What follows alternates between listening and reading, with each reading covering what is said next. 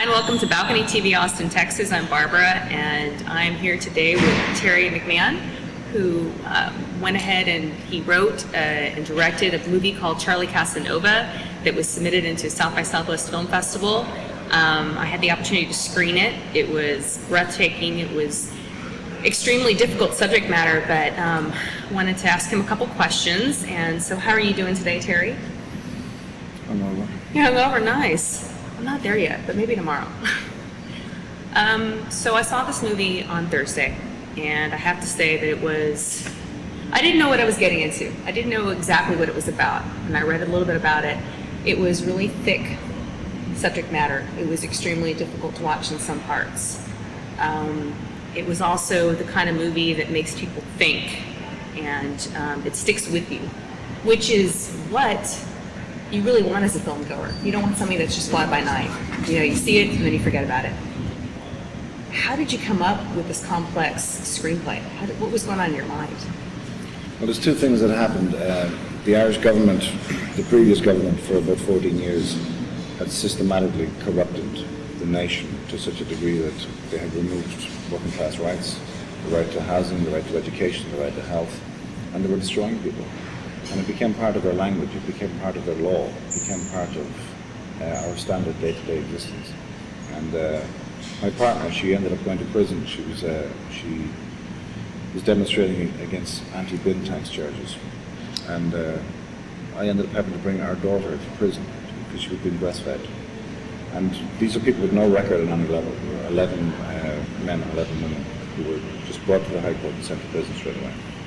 And then there were two other instances where there was a librarian, a rural librarian, who was walking down Grafton Street, the main street in Dublin, and two tennis players beat him into a coma. And they had daddies who were connected, and those daddies got them off, and they paid it off, and it was done. And then there was another guy who was kicked to death outside a nightclub, the Annabelle nightclub in Dublin. And the 4 or 5 guys who kicked him to death, their daddies were connected, and they walked away as well. So I was always fascinated by how in Ireland there is a separation of class, and we don't really identify it.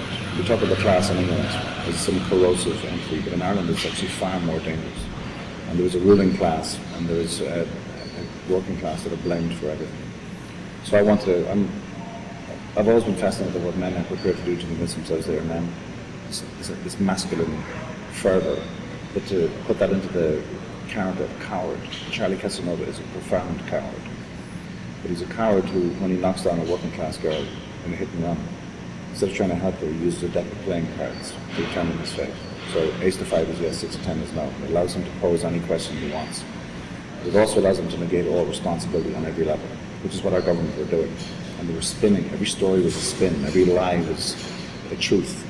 And for me to explore that within the context of political, philosophical, and human realm is the motivation for the film, born out of frustration, rage, and kind of embarrassment of my own politics. And I applaud you for making such a difficult film that you knew probably you were going to get some rave reviews and some people that just didn't understand it and some people that were probably scared of it. But you have to create films that make people think, because our society needs to think, and a lot of them are on autopilot. I saw a God complex within Charlie Casanova, and what a freaking hard character to portray. But the cast did such an exceptional job of acting. Who was the actor that portrayed Charlie? Emmett Scanlon is his name. He's a good friend of mine, and he gives an iconic performance. Is he completely nuts? He's a whack job. Good. But everything he did was measured and controlled. Everything he did was... Emmett is one of those actors that he didn't have a huge amount of technical capacity.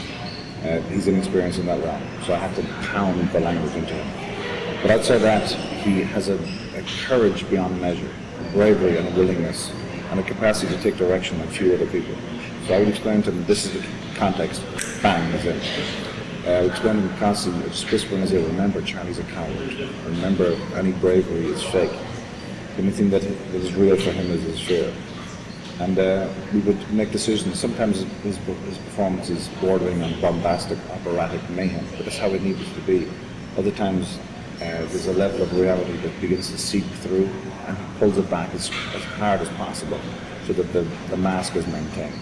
I think it's extraordinary. Fantastic, and I think I would call him a method actor because he jumped into it full force. The entire cast was great, and another surprising factor is that it was a shoestring budget, and it didn't seem like it. I didn't even know that until afterwards when you guys were having the Q&A, and you told me that it was a low-budget film. The lighting was exceptional in a lot of the shots. I was looking at that. I liked the music that went along with it. It pulled you in. Even though it was a difficult movie to watch, I was not bored one moment. I was enthralled, and just crazy, incredible. Well, just in terms of the budget, it's essentially a no-budget film. Yeah. You're talking about 937 euros was our final budget. But the reality is that there are companies like the post-production house in Dublin, Windmill Lane. Windmill Lane gave us such support. I was going to say it's beyond measure, but it's not, because you could quantify it if you wanted it in cash terms. And it would have cost maybe tens of thousands, if not more, into hundreds of thousands. Mm-hmm. They gave us all that just because they were passionate about the film. They didn't charge us a dime. That level of support is staggering. In terms of the Irish Film Board, we got no support at all. Yeah. But it's fascinating that an organisation like Windmill Lane would be so incredibly supportive. It seemed to be that thing across the board where people wanted to get involved because they felt like there was a mini punk rock revolution. So we had a lot of amateurs involved, but we also had incredibly experienced people involved who put their fee aside and said, I want to be a part of this, because it seemed to be feeding into the frustrations of people in the country. And it seemed to be feeding into that zeitgeist rage at the level of corruption from this government and the consequence of the attacks on the working class. I think it just goes to show you that it needed to be made. You made a film that people were craving and hoping for, but didn't maybe have the courage or the know-how to do. And so you kind of became a speaker for some through film, which is hard to do, and some may not interpret it like that. That's the way I'm going to interpret it. Well, again, that yearning to communicate, that yearning to talk about something that is important to you. Mm-hmm. Like you, for example, you mentioned the dividing of the critics. Mm-hmm. Variety magazine described it as intolerable 3 times in its opening paragraph. He didn't seem to understand that all the things the film made him feel that he thought were negative were in fact all the things the film was intended to make him feel. Right. The Austin Chronicle gave us a staggering review just the other day, and he loved it for identical reasons that the other guy hated it. And that to me is very, very interesting. To have that level of divide both provoked by the same level of bullet velocity is what we're looking for in the film. It is a difficult film. It should feel like a nightmare. It should feel incomprehensible. It should feel relentless, and it should feel disturbing on a visceral, emotional, and psychological level. If it doesn't, it's not fulfilling its function. And Charlie Casanova is a character who we should not humanize. We should not give the easy out. We should not give the easy explanation. This guy is dangerous, and he's increasingly common, and he needs to be identified. I agree. I agree with that 100%. And I've seen bits and pieces of Charlie Casanova and people that I have known throughout the years, not completely, because that would be horrific, but absolutely, and we don't want to have any more of that in the society. Now, people are going to want to know where they can go to screen it or see it. Where can they see it if they didn't go to South by Southwest? Well, we've been offered a couple of deals, which is good. I don't know how they're going to unfold. As it stands, we're going to the European premiere in Paris on the 2nd of April, next Saturday. We're in Krakow in Poland from the 10th to the 15th at the Krakow International Film Festival.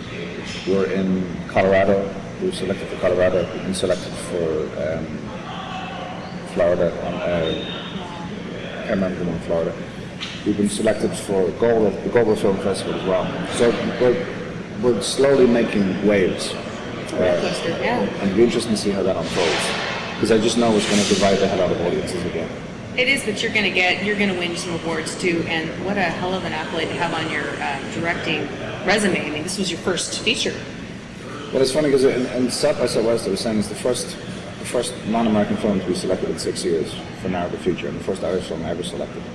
And when they selected it, they knew nothing about the budget either. They knew nothing about its genesis, how it came about at any level. Mm-hmm. And Janet Pearson, the magnificent Janet Pearson, just decided that she wanted to put everything on the line for this film. And she offered us the world premiere here before she offered any other film. Yeah.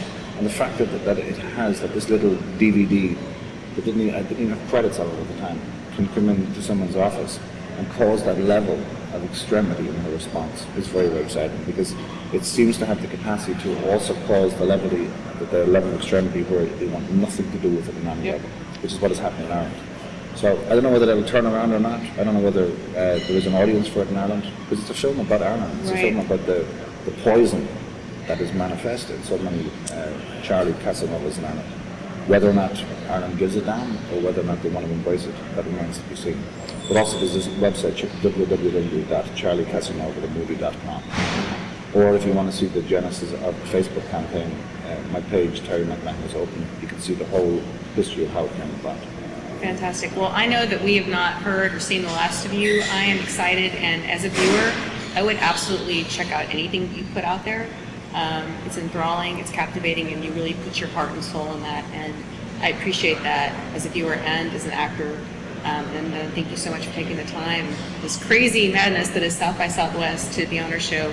We really loved having you. It's a pleasure, Brian. Thank you very much. And thank you for watching Balcony TV, Austin, Texas. Please tune in next time.